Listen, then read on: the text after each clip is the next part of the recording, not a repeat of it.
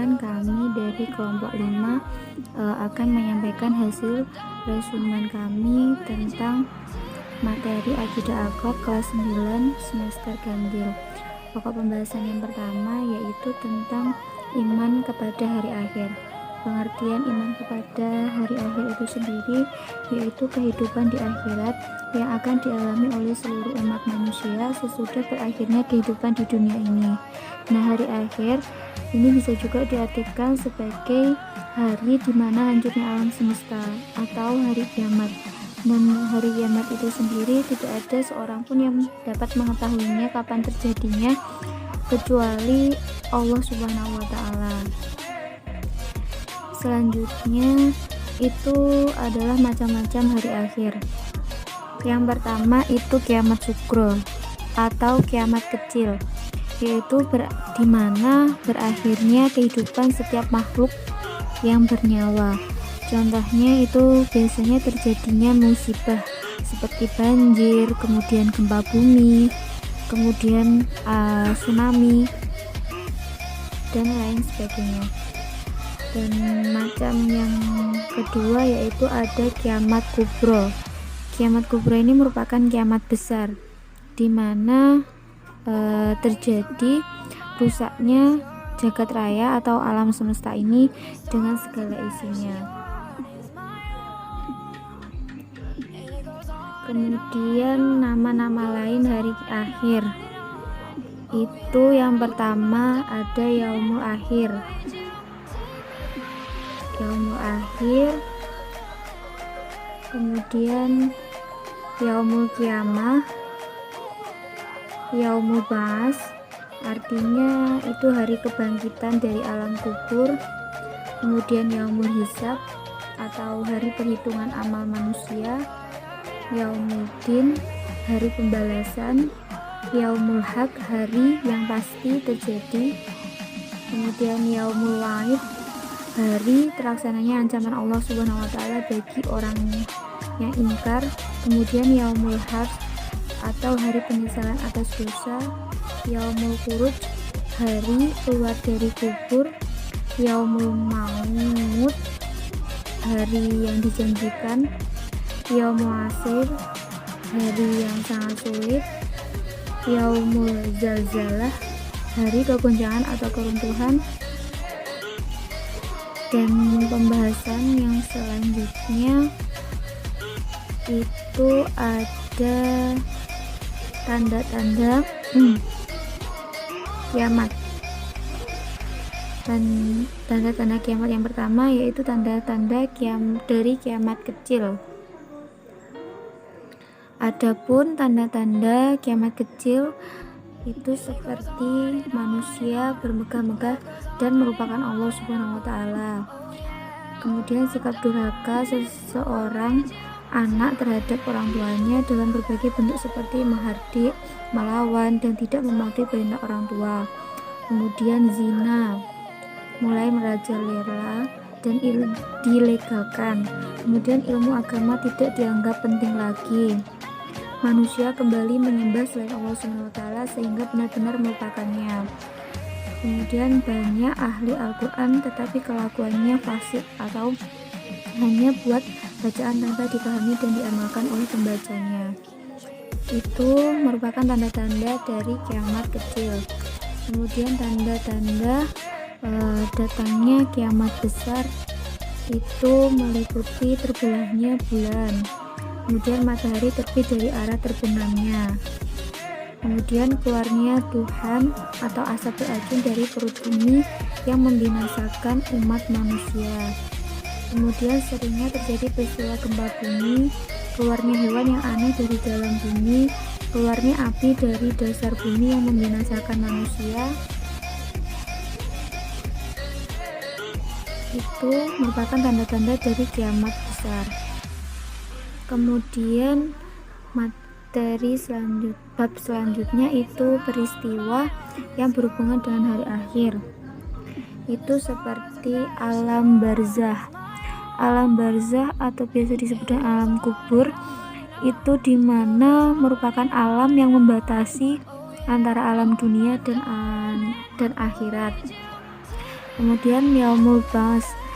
Yaumul Ba'ats ini atau biasa disebut dengan hari kebangkitan, yaitu hari bangkitnya kembali seluruh umat manusia dari sejak zaman Nabi Adam alaihissalam hingga manusia terakhir dari alam. Kemudian Yaumul Mahsyar, yaitu hari berkumpulnya seluruh umat manusia di padang mahsyar.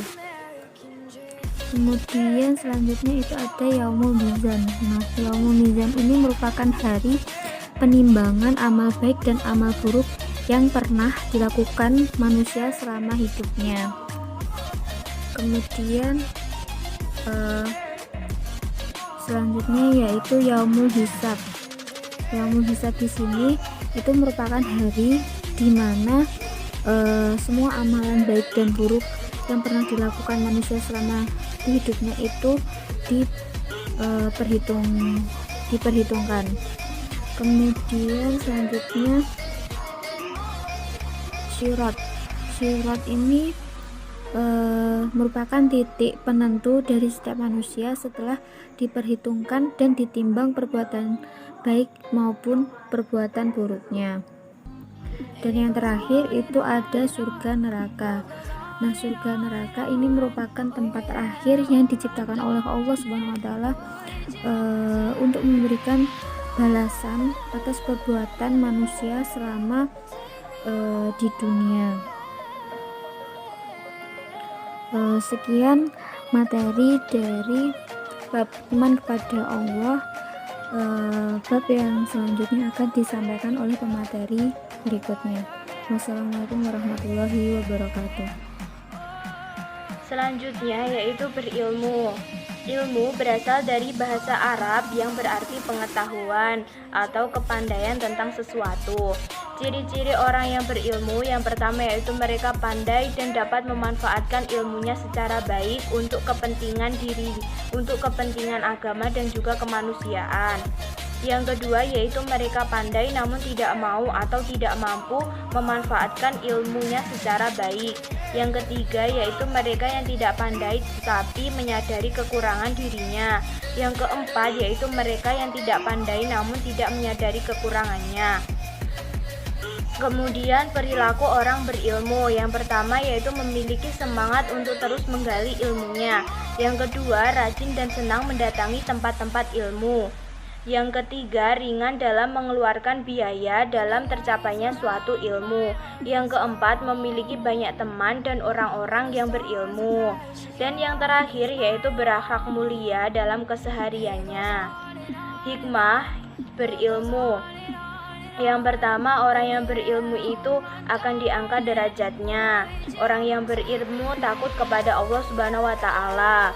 Orang berilmu akan diberikan kebaikan di dunia maupun di akhirat, dan orang yang berilmu dimudahkan jalannya ke surga. Selanjutnya yaitu kerja keras.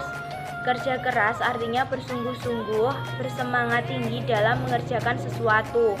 Sikap seperti ini akan menuntut pada sebuah keberhasilan dan kesuksesan serta pencapaian apa yang ia inginkan.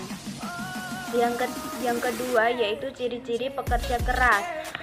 Orang yang pekerja keras, yang pertama itu selalu menyadari bahwa hasil yang diperoleh dari jerih payahnya sendiri lebih terpuji dan mulia daripada menerima pemberian orang lain. Kedua yaitu Islam memuji sikap-sikap orang pekerja keras dan mencela meminta-minta. Yang ketiga, memiliki semboyan tidak suka mempersulit orang lain dengan mengharapkan bantuannya.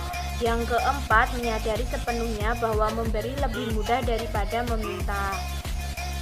Kemudian cara membiasakan kerja keras.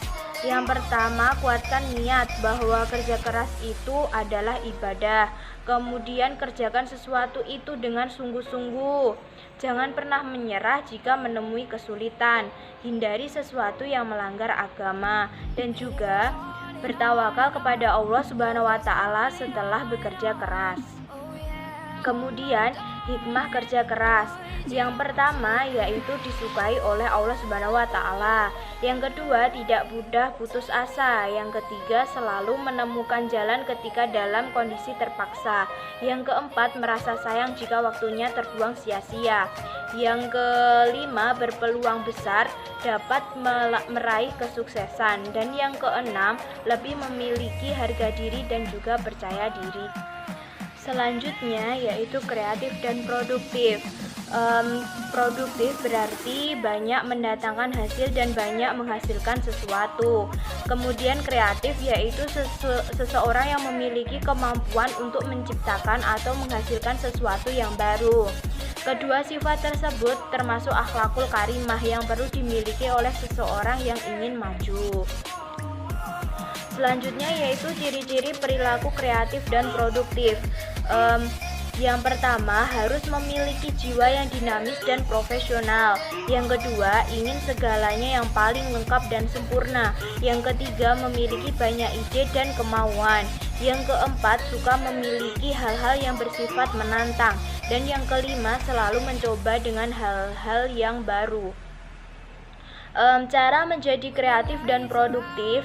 Yang pertama harus memiliki disiplin tinggi. Yang kedua berkarya dalam bidangnya. Yang ketiga selalu memiliki rasa ingin tahu. Yang keempat terbuka pada hal-hal yang baru.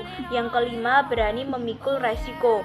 Yang keenam memiliki semangat yang tinggi untuk sukses. Dan yang ketujuh kreativitas didasari dengan niat yang tulus karena Allah Subhanahu wa taala semata. Hikmah kreatif dan produktif. Yang pertama dapat mengikuti perkembangan zaman sehingga karyanya diminati oleh banyak orang.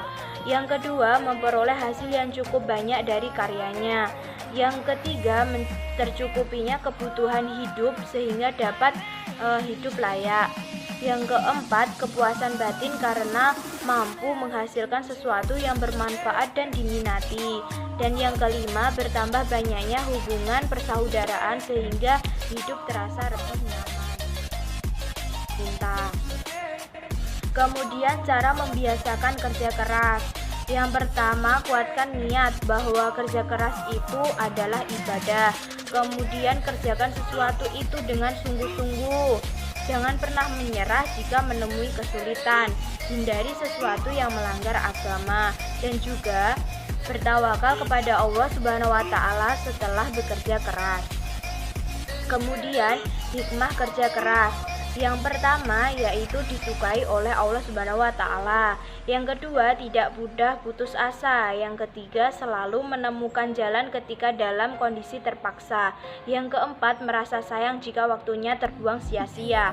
Yang kelima berpeluang besar dapat meraih kesuksesan. Dan yang keenam lebih memiliki harga diri dan juga percaya diri. Selanjutnya yaitu kreatif dan produktif. Produktif berarti banyak mendatangkan hasil dan banyak menghasilkan sesuatu. Kemudian kreatif yaitu seseorang yang memiliki kemampuan untuk menciptakan atau menghasilkan sesuatu yang baru. Kedua sifat tersebut termasuk akhlakul karimah yang perlu dimiliki oleh seseorang yang ingin maju. Selanjutnya yaitu ciri-ciri perilaku kreatif dan produktif. Yang pertama harus memiliki jiwa yang dinamis dan profesional. Yang kedua ingin segalanya yang paling lengkap dan sempurna. Yang ketiga memiliki banyak ide dan kemauan. Yang keempat suka memiliki hal-hal yang bersifat menantang. Dan yang kelima selalu mencoba dengan hal-hal yang baru. Cara menjadi kreatif dan produktif. Yang pertama harus memiliki disiplin tinggi. Yang kedua berkarya dalam bidangnya. Yang ketiga selalu memiliki rasa ingin tahu. Yang keempat terbuka pada hal-hal yang baru. Yang kelima berani memikul resiko. Yang keenam memiliki semangat yang tinggi untuk sukses. Dan yang ketujuh kreativitas didasari dengan niat yang tulus karena Allah Subhanahu wa taala semata. Hikmah kreatif dan produktif. Yang pertama dapat mengikuti perkembangan zaman sehingga karyanya diminati oleh banyak orang. Yang kedua memperoleh hasil yang cukup banyak dari karyanya. Yang ketiga tercukupinya kebutuhan hidup sehingga dapat hidup layak. Yang keempat, kepuasan batin karena mampu menghasilkan sesuatu yang bermanfaat dan diminati. Dan yang kelima, bertambah banyaknya hubungan persaudaraan sehingga hidup terasa lebih nyaman.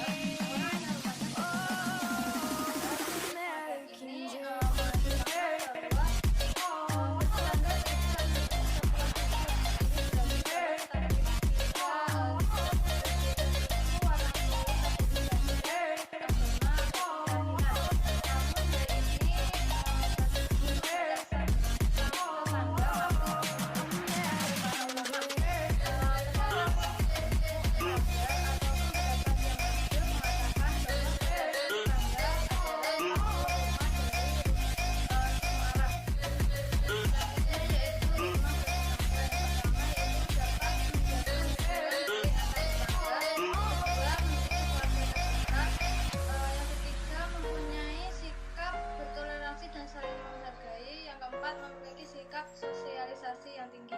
Secara luas, sikap hidup bertetangga dan bermasyarakat ini dapat diwujudkan dalam beberapa bentuk akhlak yang paling sangat dianjurkan oleh Islam dan lain. Pertama, tidak menyakiti tetangga.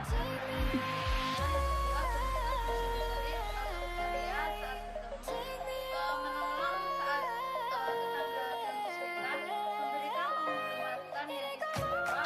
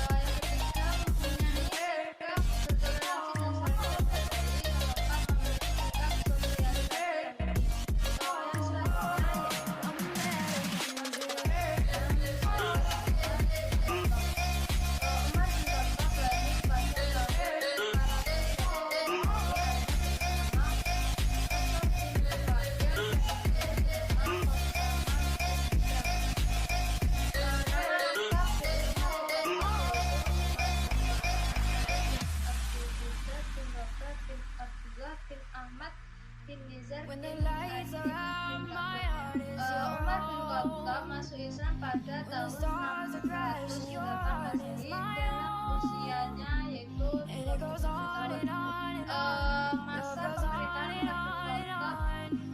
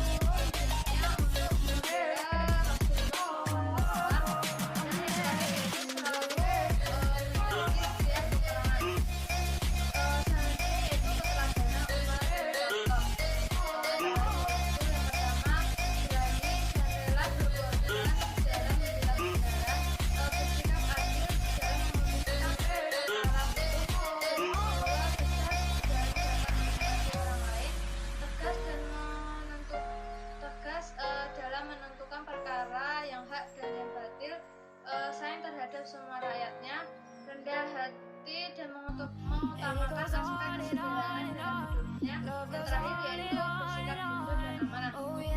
Sekian yang dapat